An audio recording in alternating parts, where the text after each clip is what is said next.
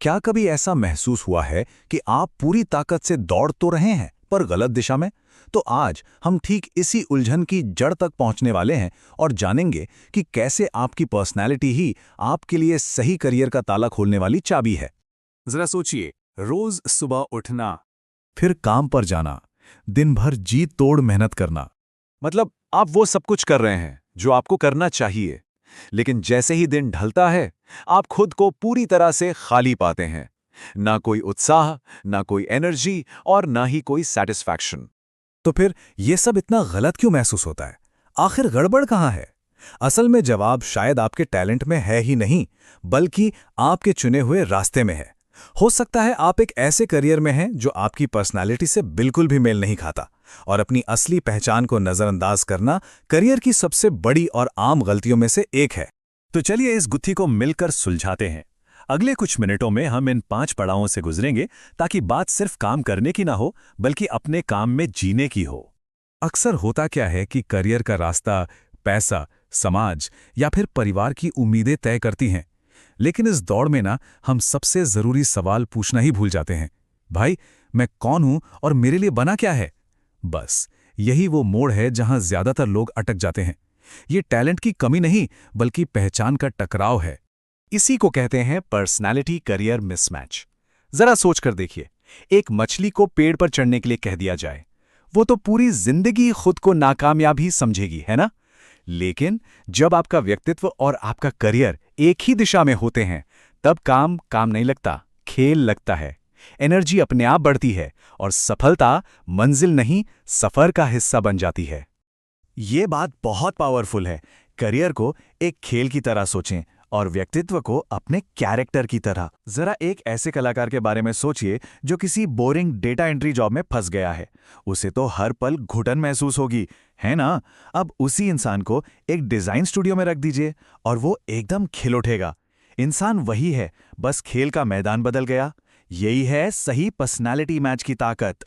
तो सवाल ये उठता है कि आप कौन सा कैरेक्टर हैं? चलिए पर्सनालिटी को समझने के लिए इसे 4 आसान ग्रुप्स में बांटते हैं और देखते हैं कि आपकी असली ताकत आखिर छिपी कहाँ है।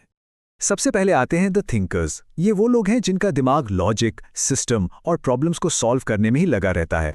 ये इंजीनियरिंग, प्रोग्रामिंग या फाइनेंस जैसी फील्ड्स में कमाल करते हैं, जहां हर चीज के पीछे एक क्यों और कैसे छुपा होता है।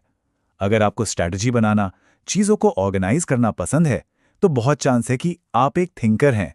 दूसरे हैं द फीलर्स।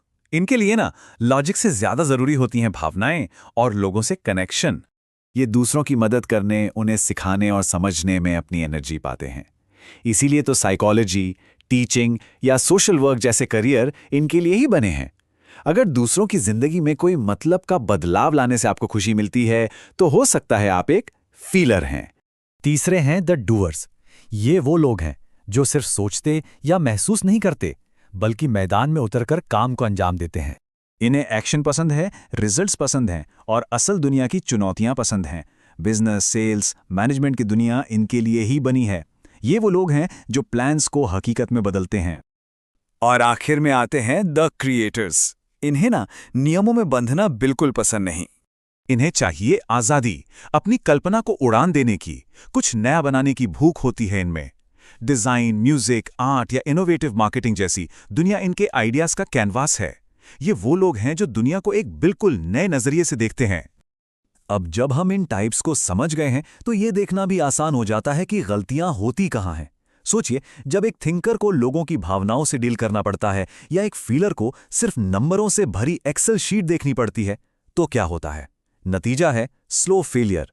एक ऐसी सिचुएशन जहां आप रोज थोड़ा थोड़ा करके अपनी एनर्जी और अपना पैशन खोते चले जाते हैं। और हां, ये समझना भी बहुत जरूरी है कि कोई इंसान नौकरी के लिए बना है या बिजनेस के लिए।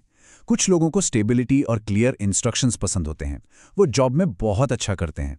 वहीं दूसरों को रिस्क और आज़ादी पसंद होती है, वो बिजनेस में कामयाब होते हैं। अगर यहाँ पर गड़बड़ हो जाए ना, तो जिसे रिस्क पसंद है वो नौकरी में बोर हो जाएगा, और जिसे स्टेबिलिटी पसंद है वो बिजनेस के तनाव में ही रहेगा। इन सभी गलतियों की जड़ ना एक ही है, बाहर देखना, अंदर नहीं। हम पैसे को देखते हैं, समाज की सुनते हैं, दोस्तों से खुद को कंपेयर करते हैं, और इस पूरे प्रोसेस में अपनी अंदर की आवाज़ सुनना ही भूल जाते हैं। और यही वो जाल है जो हमें एक ऐसे करियर में फंसा देता है जिसमें कोई खुशी ही नहीं है। तो सवाल ये है कि सही रास्ता खोजा कैसे जाए? इसका एक बहुत सीधा साधा तरीका है। तो सही रास्ता खोजने का नक्शा क्या है? इसकी शुरुआत होती है खुद को जानने से।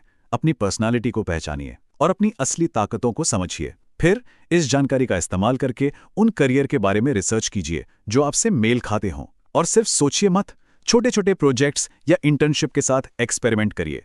याद रखिए, ये कोई सीधी लाइन नहीं है, ये एक सफ़र है। सीखते रहिए, खुद को ढालते रहिए और आगे बढ़ते रहिए। तो इस पूरी बातचीत का निचोड़ क्या है? सीधी सी बात है, करियर का मिसमैच आपको तनाव और ठहराव देगा, जबकि सही मैच आपको सफलता और एनर्जी देगा। थिंकर्स के लिए लॉजिक वाले काम, फीलर्स के लिए लोगों से जुड़े काम, डूअर्स के लिए एक्शन वाले काम और क्रिएटर्स के लिए क्रिएटिव काम सबसे बेस्ट हैं। खुद को जानिए और समझदारी से चुनिए। तो मैं आपको इस एक विचार के साथ छोड़कर जा रहा हूं। क्या हो अगर सही करियर चुनना कुछ नया बनने के बारे में हो ही ना? क्या हो अगर ये बस उस चीज को पहचानने के बारे में हो जो आप पहले से ही हैं? शायद आपका आइडियल करियर बाहर कहीं है ही नहीं, बल्कि आपके अंदर ही खोजे जाने का इंतजार कर रहा है। एक कदम विकसित भारत की ओर।